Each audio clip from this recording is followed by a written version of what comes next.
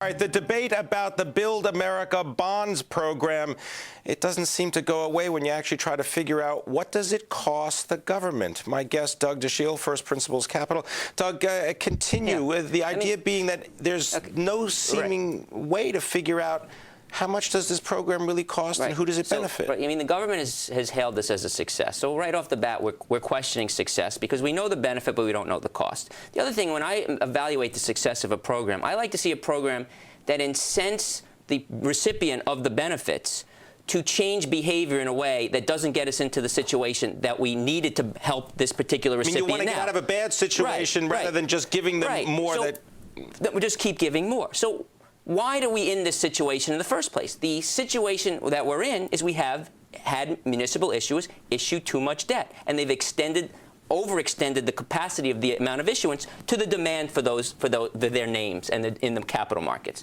So how do we solve the problem?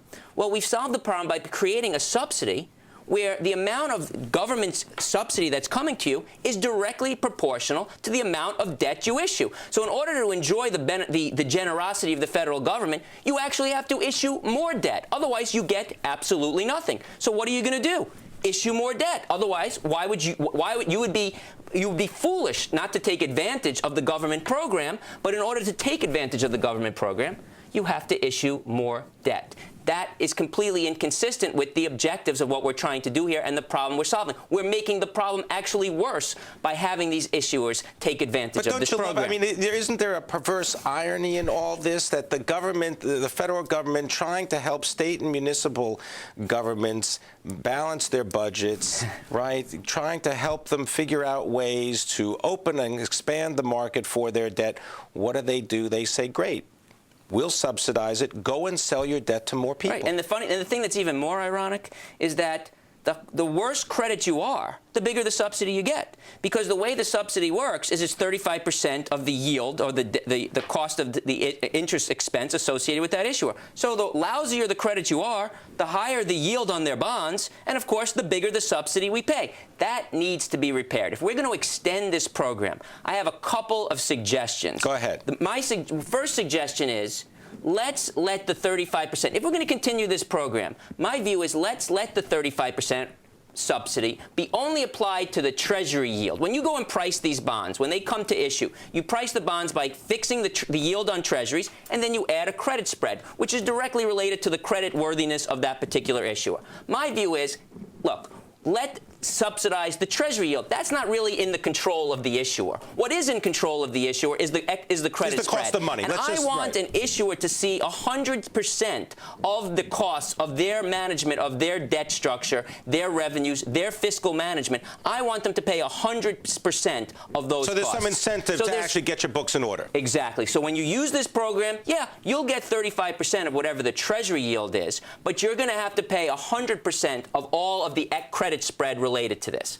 The other thing I think they need to think about, since we're so worried, we've talked about, but we really haven't done much about it, is this principle of moral hazard. My concern is that this market is fraught with concerns of moral hazard, where people think they're buying these debt, and it's all going to be supported. If any of these state or local governments, the federal government will come in. And I'm not just making that as an arbitrary statement. The reason I feel that to be the case is look at the empirical data. You now have municipal bonds being issued in a taxable corporate market.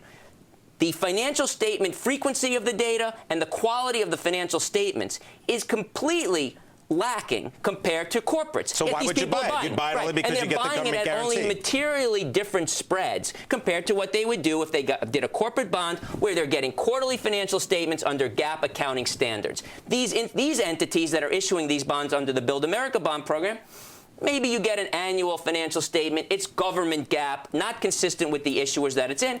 That needs to change. They need to require the issuers to be consistent with their financial reporting. You want some financial discipline. All right. Let me turn your attention now to the whole concept of financial discipline when it comes to GMAC. Okay. And GMAC? Additional federal money for GMAC. What do you think? Well, I mean, we're giving out. It's the holiday season, and we're delaying the hard decisions, which we're trying to keep everybody happy in the holiday season. We're preventing people from having their homes foreclosed at this time of the year. We've just extended what really looks like an unlimited cap, an unlimited capital contribution to Fannie and Freddie for the next 3 years.